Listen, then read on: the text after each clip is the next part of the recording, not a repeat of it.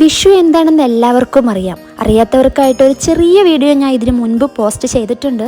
അതുപോലെ തന്നെ വിഷു അറിയുന്നത് പോലെ തന്നെ എന്താണ് വിഷുക്കണി, അതുപോലെ തന്നെ എന്താണ് വിഷു കൈനീട്ടം എന്നുള്ളതും നമ്മൾ അറിഞ്ഞിരിക്കണമല്ലോ. അപ്പോൾ കുറേ ആൾക്കാർക്ക് അറിയായിരിക്കും, അറിയാത്തവർക്ക് വേണ്ടിയിട്ടുള്ളതാണ് കേട്ടോ ഈ വീഡിയോ.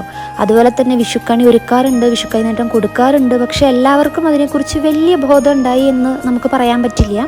അപ്പോൾ അറിയാത്തവർക്ക് വേണ്ടിയിട്ട്, അതായത് കുടുംബത്തിൽ മുതിർന്ന സ്ത്രീകൾക്കാണ് വിഷുക്കണി ഒരുക്കാനും അതുപോലെ ആ വിഷുക്കണി കണി കാണിക്കാനുള്ള ചുമതലയൊക്കെ ഉള്ളത്.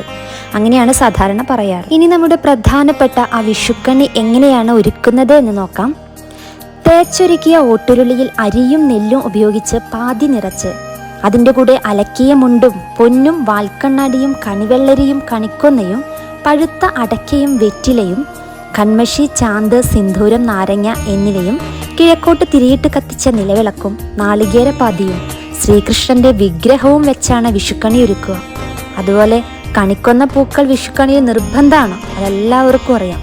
ഐശ്വര്യസമ്പൂർണമായ, അതായത് പ്രകാശവും ധനവും ഫലങ്ങളും ധാന്യങ്ങളും എല്ലാം ചേർന്ന വിഷുക്കണി കണ്ടുണരുമ്പോൾ പുതിയ ഒരു ജീവിത സംക്രമണത്തിലേക്കുള്ള വികാസമാണ് എന്നാണ് എല്ലാവരുടെയും വിശ്വാസം. അതുപോലെ ചിലയിടങ്ങളിൽ കുറിക്കൂട്ടും ഗ്രന്ഥവും വെള്ളിപ്പണം ചക്ക മാങ്ങ മുതലായവയും കണിക്ക് വെക്കാറുണ്ട്. കത്തിച്ച ചന്ദനത്തിരിയും വെള്ളം നിറച്ച ഓട്ടുകിണ്ടിയും പുതിയ കസവുമുണ്ടും അടുത്തുണ്ടാവണം എന്നാണ് പഴമക്കാർ പറയാറുള്ളത്. കണി ഒരുക്കി കഴിഞ്ഞാൽ ആരാണ് കണി കാണിക്കുക എന്നല്ലേ?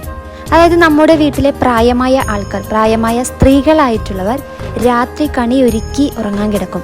പുലർച്ചെ എഴുന്നേറ്റ് കണി കണ്ട് മറ്റുള്ളവരെയും കണി കാണിക്കും. ഉറക്കത്തിൽ നിന്ന് വിളിച്ചുണർത്തി പുറകിൽ നിന്നും കണ്ണുപൊത്തിക്കൊണ്ടുപോയാണ് കണി കാണിക്കാറ്.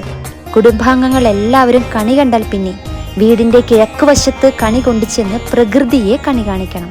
അതിനുശേഷം ഫലവൃക്ഷങ്ങളെയും വീട്ടുമൃഗങ്ങളെയും കണി കാണിക്കുന്നു. ഇതാണ് വിഷുക്കണി. ഇനി അതുപോലെ തന്നെ വിഷു കൈനീട്ടം എന്താണെന്ന് നോക്കാം. കണി കണ്ടതിന് ശേഷം ഗൃഹനാഥൻ കുടുംബാംഗങ്ങൾക്ക് നൽകുന്ന സമ്മാനമാണ് വിഷു കൈനീട്ടം എന്നറിയപ്പെടുന്നത്.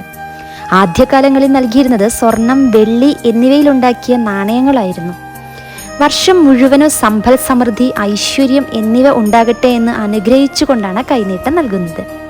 പ്രായമായവർ പ്രായത്തിൽ കുറവുള്ളവർക്കാണ് സാധാരണ കൈനീട്ടം നൽകുന്നത്. എങ്കിലും ചില സ്ഥലങ്ങളിൽ പ്രായം കുറഞ്ഞവർ മുതിർന്നവർക്കും കൈനീട്ടം നൽകാറുണ്ട്. പിന്നെ വിഷു കൈനീട്ടങ്ങളൊക്കെ കഴിഞ്ഞു കഴിഞ്ഞാൽ അടുത്തത് വിഷു വിഭവങ്ങളാണ്. അതായത് ചക്ക കൊണ്ടുള്ള കാര്യങ്ങളാണ് വിഷുവിൽ പ്രധാനപ്പെട്ടതെന്നാണ് പറയാറ്.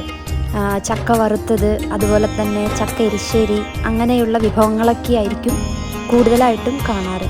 ചില സ്ഥലങ്ങളിൽ രാവിലെ പ്രാതലിന് വിഷുക്കട്ട എന്ന വിഭവം ഉണ്ടാക്കാറുണ്ട്. നാളികേരപ്പാലിൽ പുന്നലിൻ്റെ അരി വേവിച്ച് ജീരകം ചേർത്ത് വറ്റിച്ചാണ് വിഷുക്കട്ട ഉണ്ടാക്കുക. പിന്നെ അതുപോലെ തന്നെ ഉച്ചയ്ക്ക് വിഷുവിനുള്ള ഒരു സദ്യ, അത് പ്രധാനപ്പെട്ട ഒരു കാര്യം തന്നെയാണ്. അത് തൃശ്ശൂർ ഭാഗങ്ങളിലൊക്കെ എന്ന് പറഞ്ഞാൽ വിഷുക്കട്ട നിർബന്ധമാണ്. അതുപോലെ തന്നെ വിഭവസമൃദ്ധമായ സദ്യ, ഇതൊക്കെ നിർബന്ധമാണ്. അതുപോലെ തലേനാൾ സംക്രാന്തിയാണ്. അന്ന് വൈകിട്ട് വീട്ടിലെ ഉപയോഗശൂന്യമായ വസ്തുക്കൾ കത്തിച്ചു കളയുന്നു.